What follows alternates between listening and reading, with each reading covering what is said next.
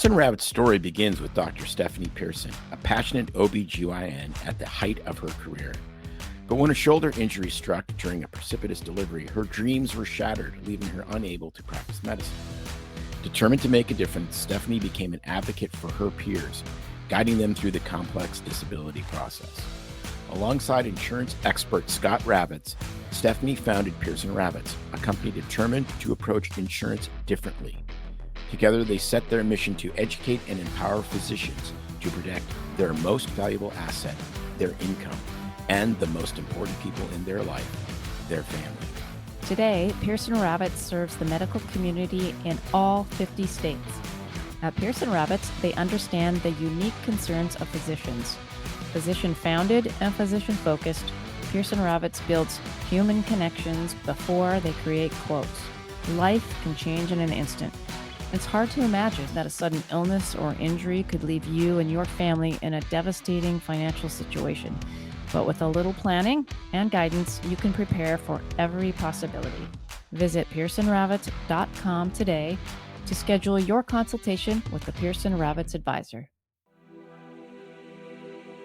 Finally, a source of raw, real, and honest information on healthcare issues that matter most. Welcome to BS Free MD. From the latest medical information to how to stay sane as a doctor or a patient, no subject is taboo, no BS is allowed.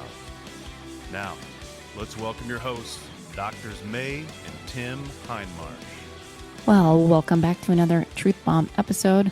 Your two favorite power couple doctors, Tim and May Hindmarsh, here to impart some bombs of wisdom. Not bath bombs, truth bombs of wisdom. And it's Thanksgiving week coming up. And what better way to, kick off the week than to make you think about thankfulness? Have you thought about it, Tim? Thankfulness? Yeah.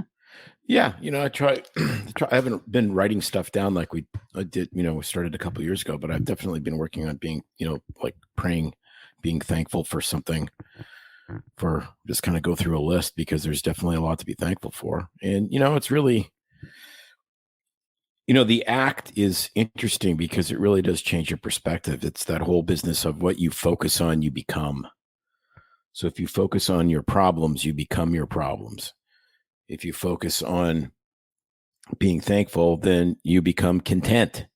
And I really think a lot of thankfulness is really about contentment, which is frowned upon in the United States. We don't like our whole, when you look at the whole economic system, like it's fascinating that Thanksgiving comes, almost exactly a month before Christmas. And Christmas has been turned into this massive commercial enterprise of giving gifts, and I have no issue with giving gifts, but so much of the commercial aspects of Christmas are based on coveting and feeling like you need and discontentment. It's coveting and discontentment is really what it is. And it's fascinating. Like when you look at the 10 Commandments, people will be like, yeah, you shouldn't murder somebody, you shouldn't, bear false witness, you should have no God before you. But the 10th commandment, the coveting one, somehow, well, that's what advertising's for. Exactly. So we talked about this a couple of years ago, but I think it's just totally ironic that people do these thankful gratitudes posts on social media at the beginning of November, and they keep going every day what they're thankful for till Thanksgiving Day. Well, buy my thankfulness journal and you'll be more. And then exactly. And then the second it's, the Black Friday, the Friday after Thanksgiving, it's just like buy more, save more, spend. Well, isn't it unbelievably ironic that Black Friday, the biggest shopping day of the year, is the day after Thanksgiving? Okay, we've been thankful. Now let's be discontented and covetous. That's what I just said, right? And yes, and elbow the shit out of somebody next to me because I got to get that TV for an extra 10% off. And I'm like, I think I'll get the extra 10% of sleep. That's why you do now that the Black Friday shopping starts, in the middle of November. No, it starts in August. You do your Black Friday shopping before so that you can be done Christmas shopping by Thanksgiving and then be thankful. Well, now it doesn't really, it almost is meaningless. It's like, didn't we ridiculous. find something that was like Black Friday and it expired like today? Oh, it's not even Black Wednesday. It's Black Wednesday. that was or a whatever. place where I went furniture shopping, and I don't know that they called it their Black Friday sale, but it was, I had till Monday, which is past, which is yesterday. Which is almost a week before Thanksgiving. Yeah, it's just like, almost a week before Black Friday, but the Black Friday sale ended. I guess you didn't get pressured into buying anything. Mwah. Anyway. So it's totally goofy. But man, so how do we go from really being consciously grateful for what we, all the things that we've received, what we have, and being content, to avoiding consumerism, yet wanting to take advantage of a good deal if you're going to buy the gifts anyway? How do you balance that? I mean, because, well, let's be honest. I mean, we're all going to buy each other Christmas presents. And how do we go in with a mindset of, I'm thankful and be grateful, but I'm still shopping for Christmas presents without going nuts? Well, you never really are totally in balance in this idea that, you work towards balance, but you're never totally balanced. And, but I think, to bring it back to what Thanksgiving is, I think, what's the goal? What's the goal of being thankful? Like, is it to have less anxiety? Is it to be, well, I think it's contentment.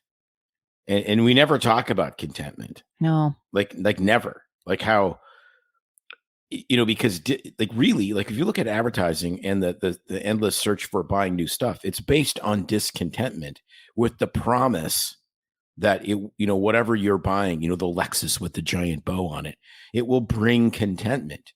But again, if it brought contentment, then they wouldn't be advertising, because no one would be buying any new sexy cars or whatever, because they'd already be content. Yeah.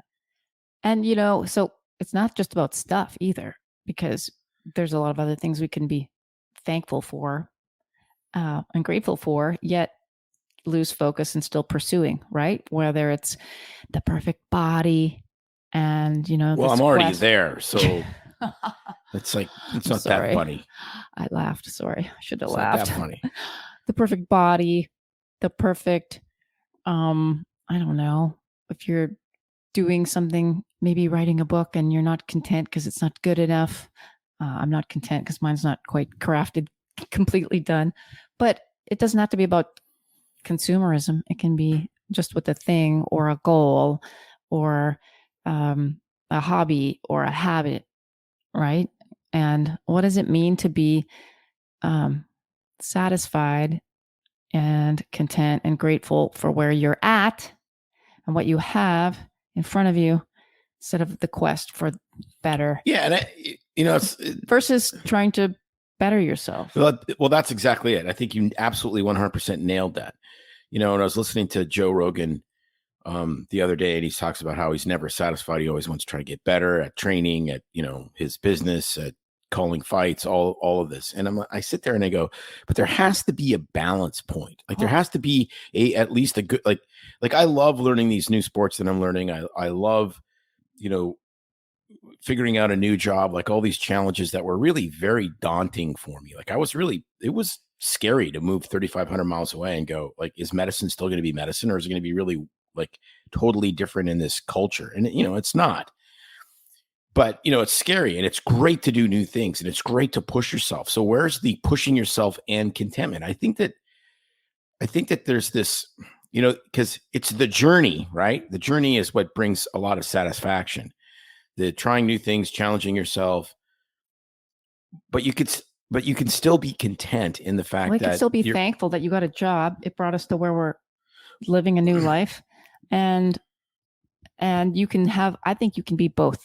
You can be content and thankful for where you're at, but still desiring to better yourself or your skill or your hobby. So two things can coexist at the same time. And I think that's the real key. The key is that you have contentment. It's like, and I think the contentment comes from the big things. But I think that it's also important to recognize, not to just keep questing for the next thing ahead, but to pause and go, wow, okay, I'm happy with how things are. I'm grateful and thankful for this. And do that really mindfully, because I'm so guilty of just getting on this wheel of looking for the thing to be better and on to the next thing, instead of letting myself mentally slow down and pause and be grateful for where I'm at, because then it prevents me from spinning out of control to the next thing. I think what it really comes down to, the balance of contentment and, pushing yourself and self-improvement and giving back to your community and, all of these great things, is it's the motivation. And, I find that the older I've got, it was always, well, I'll be happy when. Yes. I'll be happy when I graduate from medical school. Well, I'll be happy when I'm done residency. Well, I'll be happy when my, kids aren't in diapers. I'll be happy like when I get, car X, Y, and Z. I'll be happy when I have enough money to retire, which is apparently never enough because there's always the next rung to go up. I'll be happy when my house is paid for. And it's crazy because you start to achieve some of these things and you realize, well, it's a fool's errand. You got to be happy now. Yep. And so there has to be a measure of contentment. And I think it comes from the big things. I think it's like what we talked about in that other podcast about Gad Sad. And it's the quality of your marriage, the quality of your relationships, and the quality of your job. If you get those things mostly right, then you're really free to challenge yourself in other areas of self-discovery and all that. If you have those three things if you have any one of those things really wrong, it doesn't really matter about the new car or the new house, because you are going to be pretty miserable until you get the big rocks of your life put into the jar before you add the sand, and that's really the key is the priorities, that old adage of, you put the big things in first and then the small pebbles and then the sand, you can fit more into your life. That's it. And then being thankful for those things and working on them. Like when do you stop working on your marriage? When you're dead. When you stop working on your health and fitness? When you're dead. Right. And it changes. Like all of those things changes, and it's different goals at different times. And I think if you work on the big things, are very thankful for those big things, the rest takes care of itself. Absolutely. So pause, reflect, be thankful for where you're at, and then move ahead and eat some pie with that. Insane amounts of pie. Yeah. All right. Bombs away, kids. Now, a final word from our sponsor. At Pearson Ravitz, they understand that life can change in an instant. It's hard to imagine that a sudden illness, injury, or catastrophic event could put you and your family in a devastating financial situation. Physician-founded and physician-focused, Pearson Ravitz builds human connections before they create quotes. Visit www.pearsonravitz.com today and embark on a journey of safeguarding your future. It's no secret that medicine is a bit uptight. That's why Tim and I created BS Free MD, to mix things up a little and have fun in the process. Besides, we are having these exact same discussions all the time, so we thought we might as well invite everyone to the party. If you really like us, you can get plenty more and maybe see one of Tim's cool tattoos on our Instagram or Facebook pages at BS Free MD. See you next time.